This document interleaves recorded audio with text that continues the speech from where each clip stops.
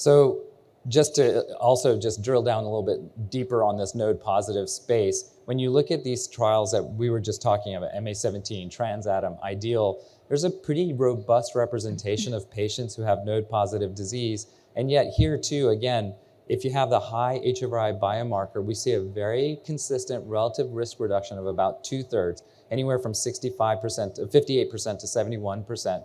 And on the flip side, on the converse, if you have a low score, no HRI result, no benefit for any of those groups statistically. So really all we can do for those patients by exposing them to these drugs for longer is only give them the harms of these therapies.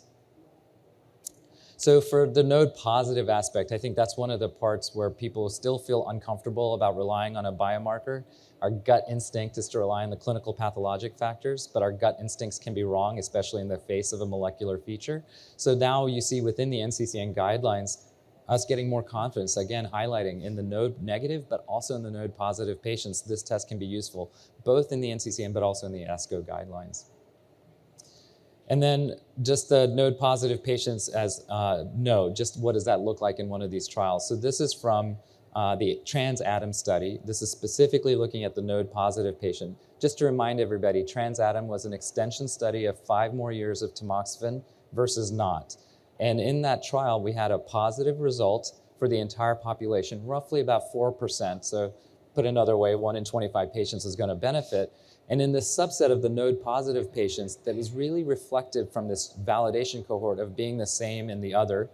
And then when we look at the breakout by the HRI biomarker, in the low HRI biomarker cohort, if anything, it was going in the wrong direction, right? You can see it going down below. And then there was a complete enrichment for the patients who are going to benefit from this extension in the HRI high biomarker group with the yes score. And when you look at the hazard ratio here, relative risk reduction, again, 2/3, 67%, and a number that actually tilts in the wrong direction for the low patient group.